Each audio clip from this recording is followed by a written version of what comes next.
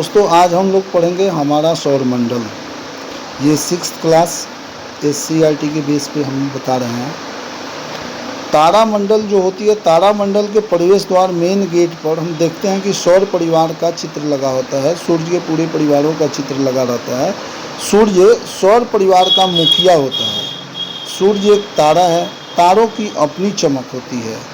सूर्य की रोशनी से उसके सभी ग्रह एवं सभी उपग्रहों के उपग्रह प्रकाशमान होते हैं, उनको ऊर्जा मिलती है। पृथ्वी से सूर्य कई गुना बड़ा है। सभी ग्रह अपने तारों का चक्कर लगाते हैं। सभी ग्रहों एवं उपग्रहों के पास अपनी प्रकाश नहीं होती। सूर्य के ग्रहों के नाम निम्नलिखित है: बुध, शुक्र, पृथ्वी, मंगल, बृहस्पति, शनि, अरुण एवं वरुण है। सूर्य के सबसे निकट बुध ग्रह होता है। मंगल ग्रह का रंग लाल होता है, जिसके कारण इसे लाल ग्रह भी कहा जाता है। पृथ्वी पर वायुमंडल ऑक्सीजन की उपस्थिति के कारण इसका रंग नीला होता है, इसलिए पृथ्वी को नीला ग्रह भी कहा जाता है। शुक्र ग्रह को भोर का तारा या शाम का तारा या पृथ्वी की बहन या चमकीला ग्रह भी कहा जाता है। मित्रों, ये बहुत इम्पोर्टेंट है। इस मैटर को हम ध्यानपूर्वक देख लेंगे कि शुक्र को भोर का तारा, संध्या का तारा, पृथ्वी की बहन या चमकीला ग्रह भी कहा जाता है।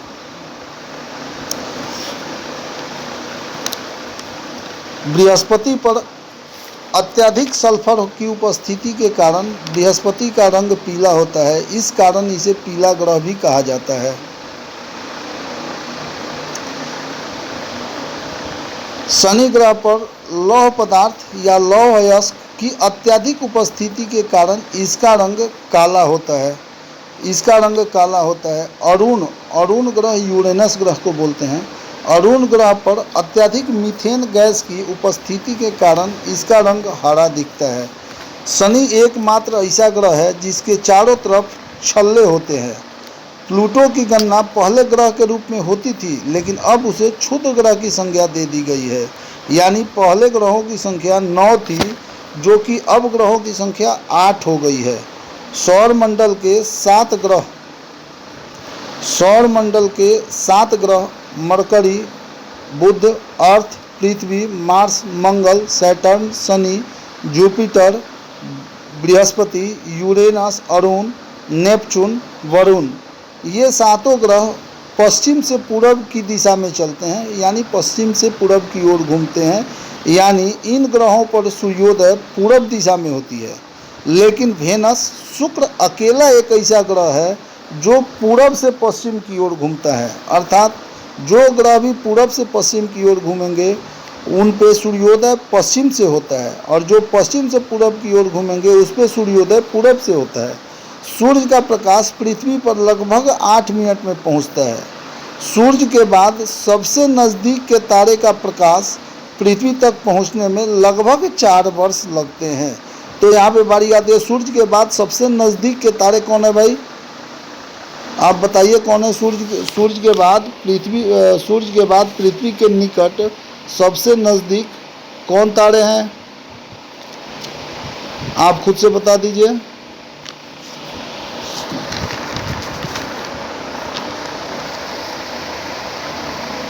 कोई तो बताए। प्रोक्सिमा सेंचुरी है। सूर्य के बाद पृथ्वी के सबसे निकट का तारा प्रोक्सिमा सेंचुरी है, जो पृथ्वी से 4.22 प्रकाश वर्ष दूर है। साइरस भी एक तारा है जो कि सूर्य से 2 गुने द्रव्यमान वाला तारा है। यह रात्रि में दिखाई पड़ने वाला सर्वाधिक चमकीला तारा होता है। सूर्य से ग्रहों की स्थिति निम्नलिखित है। सूर्य से सबसे करीब बुध होता है, मरकरी, उसके बाद शुक्र होता है, वेनस, उसके बाद अर्थ, पृथ्वी होती है, उसके बाद मार्स, मंगल होता है, उसके बाद जुपिटर यानी कि बृहस्पति होता है, उसके बाद सैटर्न, शनि, उसके बाद यूरेनस, अरुण होता है, उसके बाद नेपच्यून, वरुण होता है।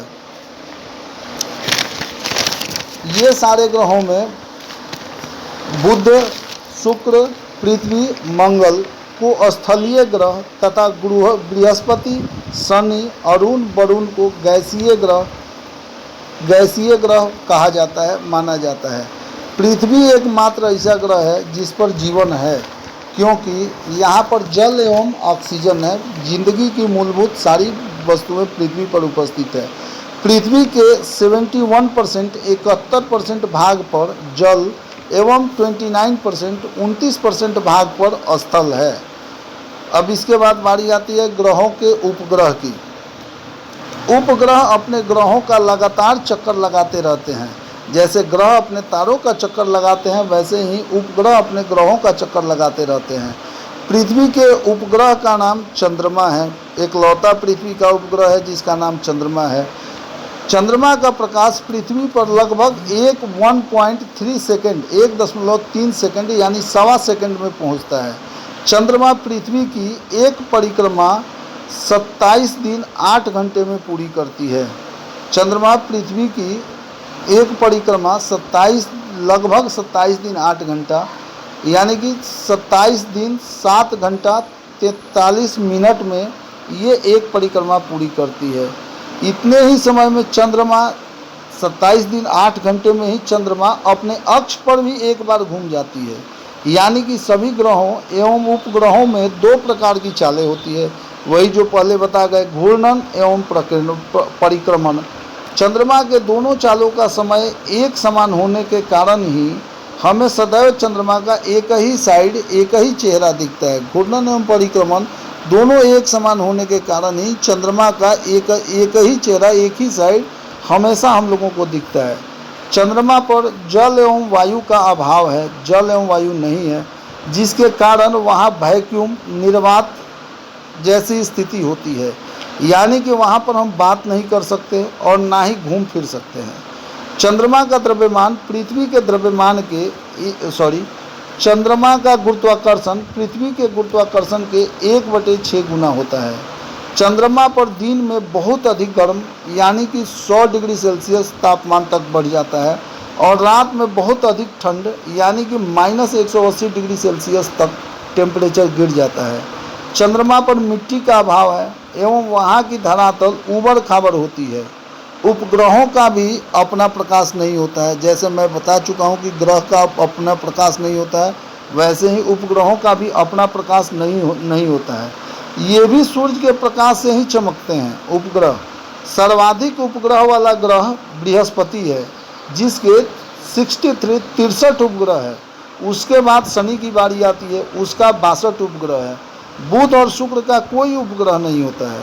शनि ग्रह का सबसे बड़ा उपग्रह का नाम टाइटन है।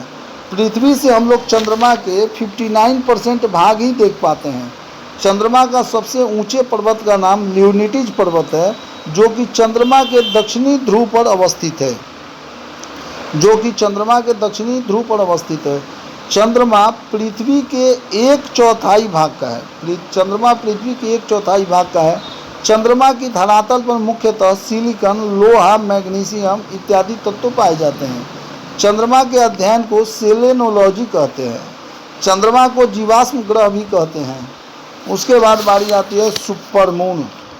सुपरमून एक खगोलीय घटना है जिसमें चांद पृथ्वी के सबसे नज़दीक की स्थिति में आ जाती है, जिसके कारण पृथ्वी से चांद सामान्य दिखने वाले आकार से 30% अधिक बड़ा तथा 15% अधिक चमकीला दिखता है। यह कोई खगोलीय शब्द नहीं है। उसके बाद बारी आती है ब्लू मून। ब्लू मून पूर्णिमा के दिन घटित होने वाली एक घटना है। या तो ब्लू मून या तो एक ऋतु के 4 पूर्णिमाओं में से तीसरी या फिर कैलेंडर के अनुसार एक महीने के दूसरी पूर्णिमा की रात को प्रकट होने वाले चंद्रमा ब्लू मून कहलाते हैं। या फिर एक महीने में 2 पूर्णिमा हो तो दूसरी पूर्णिमा के चंद्रमा को ब्लू मून कहते हैं। अब सोचने वाली बात है कि एक महीने में दो पूर्णिमा कैसे होते हैं, तो एक जो 2 मास लगता है उसी को 2 मास में 2 पूर्णिमाएँ होती है। इसके बाद आती है, हम ग्रह बताते हैं, घूर्णन समय, परिक्रमण समय, उपग्रहों की संख्या बताते हैं। बुध ग्रह पे 58.6 दिन में वो एक घूर्णन समय 58.6 दिन का होता है। परिक्रमण समय 87.97 दिन का होता है। यानी बुध ग्रह पर सबसे कम दिनों का एक वर्ष होता है, जिसका 88 दिन, मान के चलिए 88 दिन में एक वर्ष हो जाता है। बुध का कोई उपग्रह नहीं है। उसके बाद बारी आते हैं शुक्र की। तो शुक्र पे एक दिन रात बीतने में 243 दिन लगते हैं। मतलब घूर्णन समय शुक्र का 243 दिन है। वहाँ पे शुक्र पे साल 224.7 दिन का एक वर्ष होता है। यहाँ पे शुक्र का भी उपग्रह एक भी नहीं है। पृथ्वी पर 23.9 घंटे का एक दिन होता है, यानी 24 घंटा। ये पृथ्वी का घूर्णन समय है। और पृथ्वी के परिक्रमण समय जो होता है वो 365.3 दिन होता है। यानी पृथ्वी पर 365.3 दिन में ये सूर्य की एक बार परिक्रमा करते हैं, इसलिए 365.3 दिन में एक सौर वर्ष होता है। पृथ्वी के उपग्रहों की संख्या एक है। उसके बाद बारी आती है मंगल। मंगल पे एक दिन रात 24.6 घंटे का होता है और मंगल ग्रह पर 687 दिन का एक वर्ष होता है। मंगल ग्रह के 2 उपग्रह होते हैं। इसके बाद बारी आती है बृहस्पति। बृहस्पति पर एक दिन रात 9.9 घंटे का होता है, जबकि बृहस्पति पर एक वर्ष, एक सौर वर्ष 11.86 वर्ष में एक सौर वर्ष होता है। और सर्वाधिक उपग्रह वाला ग्रह बृहस्पति ही है, जिनकी संख्या 63 है। इसके बाद बारी आती है शनि ग्रह की। शनि ग्रह पर 10.3 घंटे का एक दिन रात होता है तथा एक सौर वर्ष 29.46 वर्ष का एक सौर वर्ष होता है। यानी शनि एक बार परिक्रमा सूर्य की, अपने तारा सूर्य को परिक्रमा करने में 29.46 वर्ष लगाता है। इसे ही शनि का एक सौर वर्ष बोलते हैं। यानी शनि के एक सौर वर्ष 29.46 वर्ष में होता है। चंद्रमा, शनि के उपग्रहों की संख्या 62 होती है। यानी कि शनि के अपने चंद्रमा 62 होते हैं। इसके बाद बारी आती है यूरेनस की, अरुण ग्रह की। अरुण ग्रह पर 16.2 घंटे का एक दिन रात होता है तथा 84.01 वर्ष का एक सौर वर्ष होता है। यानी कि यूरेनस 84.01 वर्ष में एक बार सूर्य की परिक्रमा करता है। इसके भी उपग्रहों की संख्या ज़्यादा है, यानी कि 27 है। इसके बाद बारी आती है नेपच्यून, वरुण ग्रह की। वरुण ग्रह पर एक दिन रात 18.5 घंटे का होता है, जबकि वरुण ग्रह का एक सौर वर्ष, यानी एक बार सूर्य को परिक्रमा करने में 164.80 वर्ष लगता है। इस पे वरुण के भी उपग्रहों की संख्या 13 होती है। इसके बाद हम आते हैं सप्तर्षि। रात्रि में उत्तर दिशा में जो 7 तारे चमकते हैं उनको ही सप्तर्षि कहते हैं। इन 7 तारों का नाम निम्नलिखित है। 1 नंबर ऋतु, 2 नंबर को पुलह, 3 नंबर को पुलस्त्य, 4 नंबर को अत्रि, 5 नंबर को वशिष्ठ, 6 नंबर को अंगिरा, 7 नंबर को मरीचि। 7 नंबर को मरीचि कहते हैं। जबकि यूनानी ग्रंथों में इन सप्तर्षियों का नाम अलग अलग दिया गया है, जो निम्नलिखित है। इन लोगों का नाम दिया गया है यूनानी ग्रंथ में alpha, beta, gamma, delta, epsilon, एटा एवं जेटा कहा जाता है। ऋतु एवं पुलह को मिलाने वाली रेखा उत्तर दिशा का सूचक होता है। ऋतु एवं पुलह को मिलाने वाली रेखा ये उत्तर दिशा का सूचक होता है। इससे उत्तर दिशा का हम लोगों की ज्ञान होती है। इसके बाद बारी आती है ध्रुव तारा की। ध्रुव तारा यह एक स्थिर तारा है। ध्रुव तारा यह एक स्थिर तारा है। यह उत्तरी गोलार्ध में पृथ्वी के उत्तरी अक्ष पर स्थित है। यानी कि ध्रुव तारा पृथ्वी के उत्तरी दिशा में निकलता है। विषुवत रेखा पर किसी भी स्थान से देखने पर ध्रुव तारा क्षितिज पर दिखाई पड़ता है, परंतु जैसे जैसे हम ध्रुव की ओर बढ़ते हैं, यानी कि साउथ पोल या नॉर्थ पोल की ओर बढ़ते हैं, क्षितिज से इसकी ऊंचाई बढ़ने लगती है। क्षितिज से ध्रुव तारे की ऊंचाई जितनी डिग्री होगी उस स्थान का अक्षांश भी उतना ही डिग्री होगा। ये बहुत बढ़िया क्वेश्चन है। क्षितिज से ध्रुव तारे की ऊंचाई जितनी डिग्री होगी उस स्थान का अक्षांश भी उतना ही डिग्री होगा। यह हमेशा उत्तरी दिशा में ही दिखता है। यह हमेशा उत्तरी दिशा में ही दिखता है। प्राचीन काल से ही नाविकों को समुद्र में दिशा का ज्ञान ध्रुवतारा से होता था। जब पृथ्वी सूर्य की परिक्रमा करती है तो सूर्य विभिन्न तारा समूहों के बीच नजर आता है। ऐसे समूहों की संख्या 12 है, जिसे हम राशि कहते हैं। इन राशियों के नाम निम्नलिखित हैं। ये राशि किसी न किसी आकृति के रूप में नजर आती है, जिसके कारण उसी आकृति पर उस राशि का नाम रख दिया गया है। ये राशि निम्नलिखित है। 1 में मेष, वृष, मिथुन, कर्क, सिंह, कन्या, तुला, वृश्चिक, धनु, मकर, कुंभ तथा मीन। ये टोटल 12 राशियां हैं। पृथ्वी के चारों ओर विभिन्न तारों का समुदाय है, जिनकी संख्या 27 है।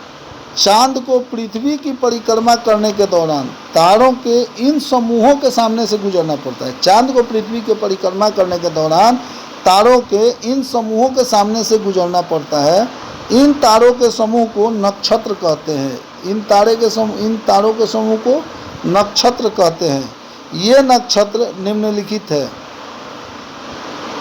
1 में अश्विनी, 2 में भरणी, 3 में कृतिका, 4 में रोहिणी, 5 में मृगशिरा, 6 में आद्रा, 7 में पुनर्वसु, 8 में पुष्य, 9 में अश्लेषा, 10 में मग्गा, 11 में पूर्वा फाल्गुनी, 12 में उत्तरा फाल्गुनी, 13 में हस्त हथिया, 14 में चित्रा, 15 में स्वाति, 16 में विशाखा, 17 में अनुराधा, 18 में ज्येष्ठ, 19 में मूल, 20 में पूर्वाषाढ़, 21 में उत्तराषाढ़, 22 में श्रवण, 23 में घनिष्ठा, 24 में शतभिखा, 25 में पूर्वा भाद्रपद, 26 में उत्तरा भाद्रपद तथा 27 में रेवती है।